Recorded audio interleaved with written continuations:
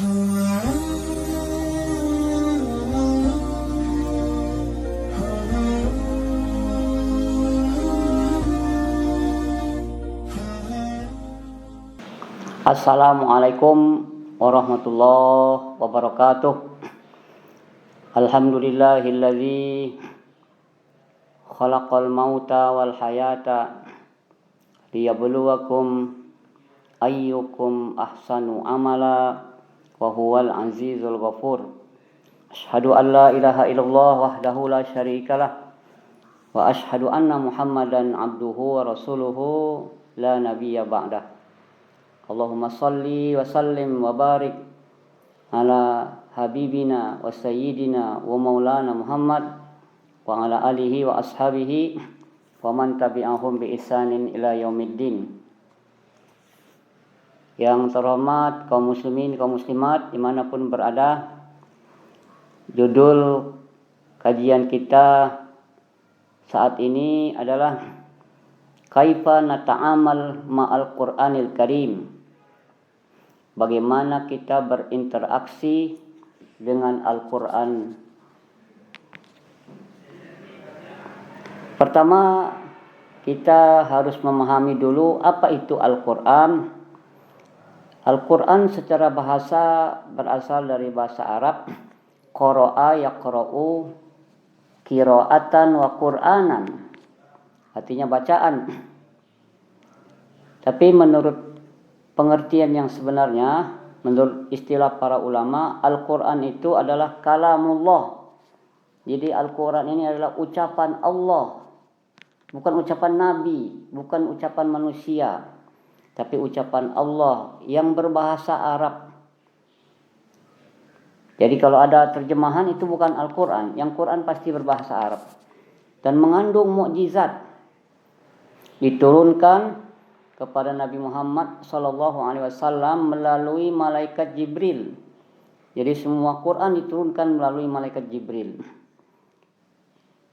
Kemudian diturunkan secara berangsur-angsur dan dinukilkan kepada kita secara mutawatir. Mutawatir artinya diriwayatkan oleh orang banyak dari setiap generasi.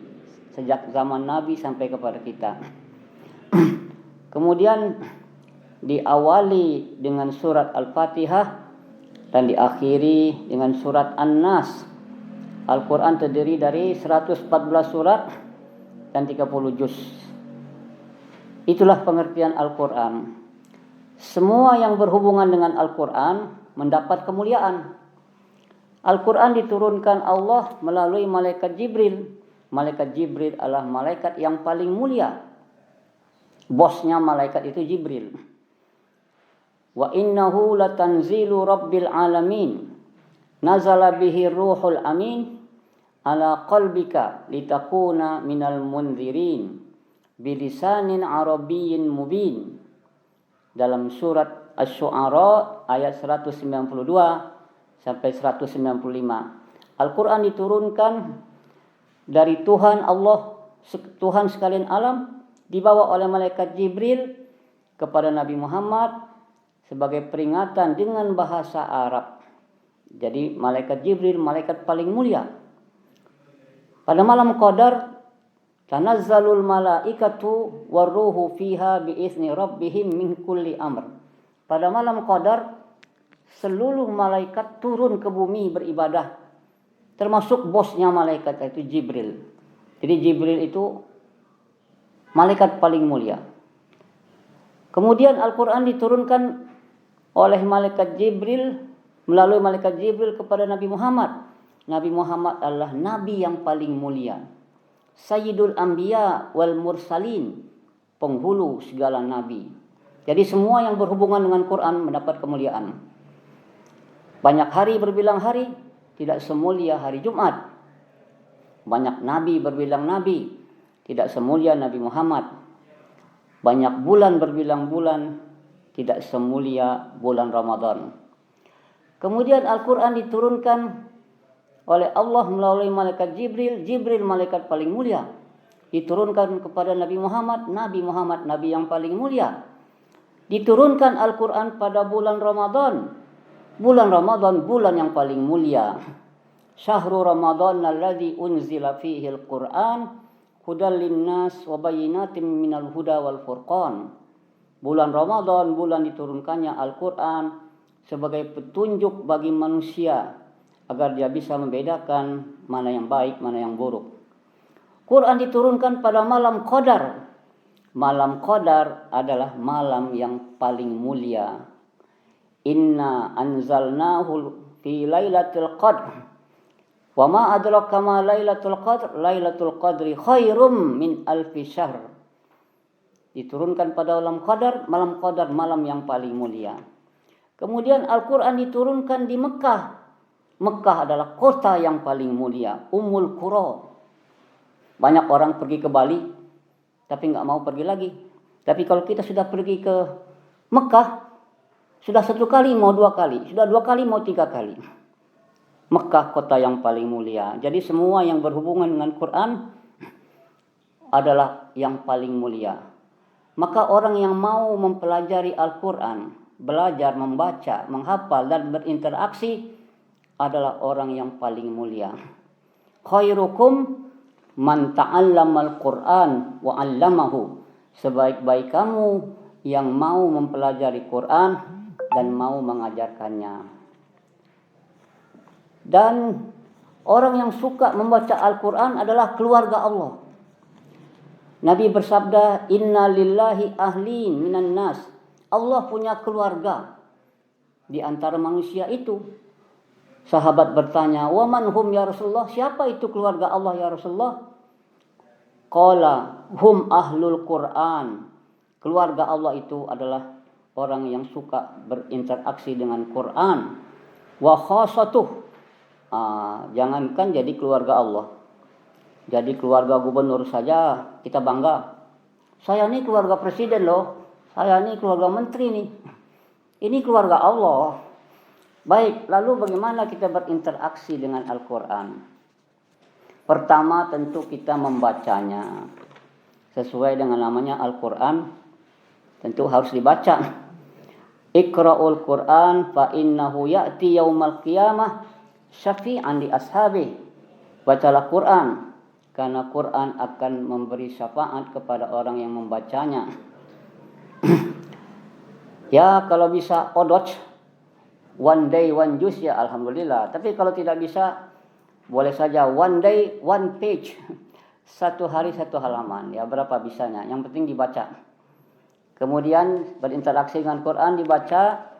Kemudian yang kedua, memahaminya. Sudah dibaca, dipahami. Mungkin sudah dibaca, lihat terjemahannya. Ya, lihat terjemahannya. Jadi dibaca. Mari kita sediakan sedikit waktu kita untuk baca Quran. Ya, bersama Al-Quran menjadi keluarga Allah. Kedua apa? Memahaminya. Al-fahmu, memahaminya. Ketiga, ya menghafalnya. Kalau yang bisa hafal 30 juz, ya alhamdulillah. Tapi kalau tidak bisa, paling kurang juz 30. Paling kurang ada ayat-ayat tertentu yang kita hafal. Maka kalau di dalam kepala kita ada Al-Quran, menjadi kepala yang paling mulia.